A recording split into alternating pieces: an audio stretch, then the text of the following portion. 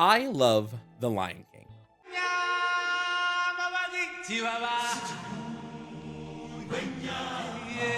I know that's not really a surprising thing to hear a millennial confess. Without The Lion King, I would never have become a theater kid, would never have found my immense love for musicals, and would never have formed an unhealthy obsession with Nathan Lane. Are you my little accountant? Are you my little accountant? I don't know, man. This movie has been analyzed to hell and back. In fact, you can just type Lion King video essay on YouTube and you'll find so many videos that to watch them all would take years.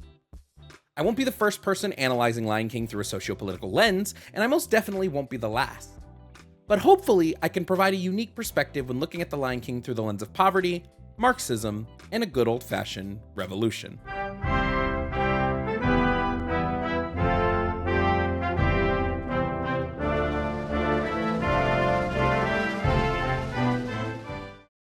Before we begin, I want to thank my patrons over at patreon.com/Jovan_Bradley.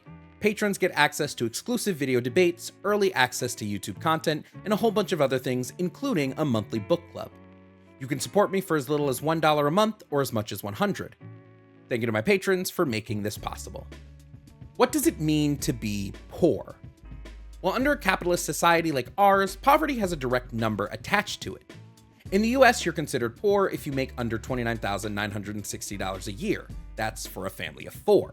And under $14,891 a year as an individual. As of 2022, 11.5% of US citizens were living in poverty. That's 37.9 million people. This doesn't even take into account global poverty, which welcomes an estimated 1.8 billion people into its crushing embrace. Now you might be wondering how this relates to a movie about talking lions with a propensity to break into song. I'm gonna be a mighty king. Well, poverty is important for one very large reason. To the larger population of capitalists, people who are poor are considered to be lesser than people who are rich. At 9 minutes and 41 seconds into The Lion King, Mufasa gives his now iconic Circle of Life speech.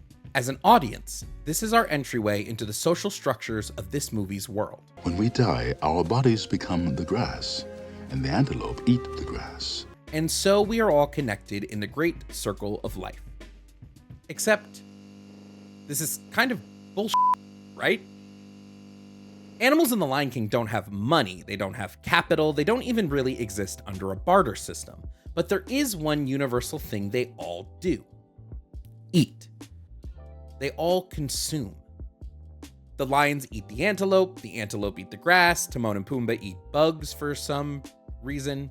A grub. What's it look like? Ew, gross. Food is the universal signifier of wealth. In The Lion King, the more access to food you have, the better off you are. Except there seems to be one group, one class of animals who by all metrics have no access to this wealth. Cue hyena laughs.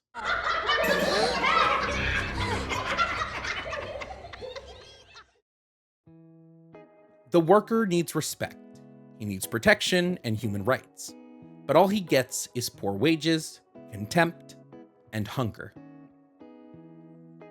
What is the purpose of money? Money as a tool is used to trade for goods and services. At its core, it is used to provide you with the basic necessities required for living: water, shelter, and food. We trade money in order to drink, we trade money in order to live in a home, and we trade money in order to eat. In a world without money, food and access to food would be the next best way to certify your wealth, to certify your power. Using his power as king, Mufasa is able to keep the food away from the hyenas. He's banished them to live in the Shadowlands, a place where wildlife refuses to grow and food is scarce. He doesn't allow them to hunt in the Pride Lands, and he doesn't seem all too bothered by this.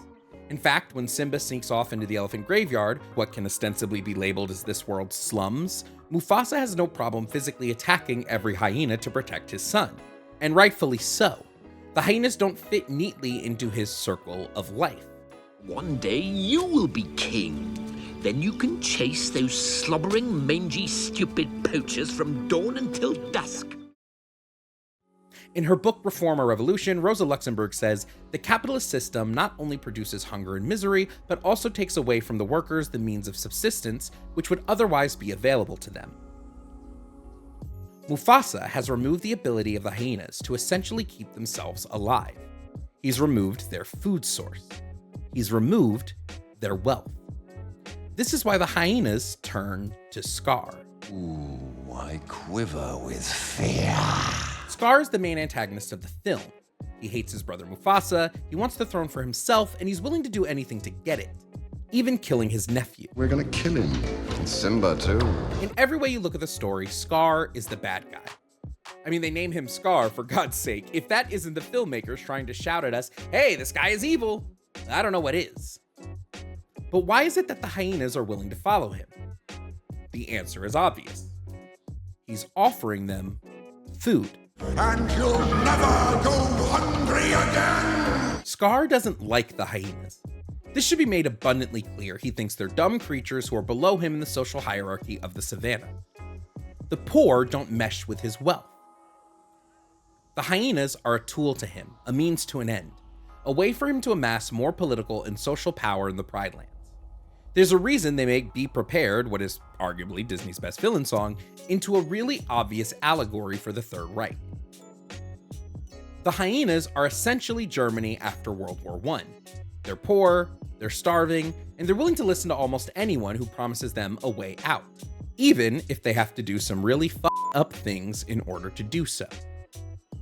So the big question is, could this have all been avoided? They don't tell us what the hyenas did to be banished, but is it really okay to cut off an entire population from the necessities they need to survive? Is it ever justified to punish an entire group for the sins of a few? That's essentially what Mufasa does, and by stripping them of their basic needs, it leads them to do what any group put into that position is likely to do. The revolution is not an apple that falls when it is ripe, you have to make it fall. From one angle, you can view the murder of Mufasa as a political coup by Scar. He wanted power, his brother had the power, so he made his brother go away. But when looking at this from the point of view of the poor, the point of view of the hyenas, then it seems way more like a revolution of a class that has nothing. A class that only wants to eat. All Scar offered them was food. So what happens next? Well, this is my bigger issue with The Lion King when analyzing it through the lens of poverty and class struggles. By all accounts, Scar delivers on what he says he's going to do. He allows the hyenas to eat. He gives them the food they rightfully have been craving, and they overindulge. We never actually see what happens during the next couple of years that Scar is in charge. There's a pretty big time skip in the film. 4 to 5 years pass, and we don't know what has become of the Pride Lands at first.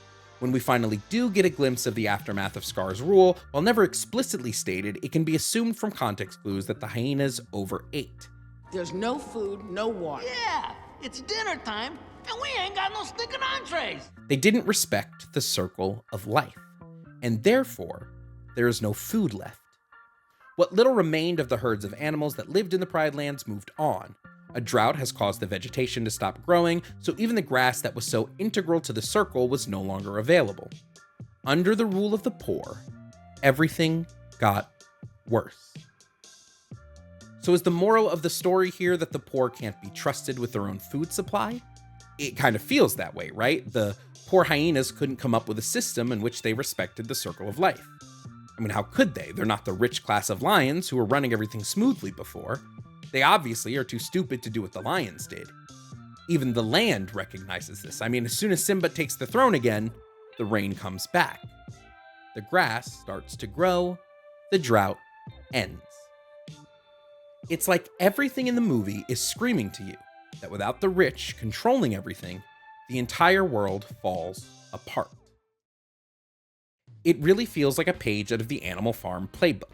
In Animal Farm's very poor, very loose allegory for communism, farm animals rise up against their farmers, and as soon as a few of the animals receive a taste of power, they begin abusing it in worse ways than the farmer ever did.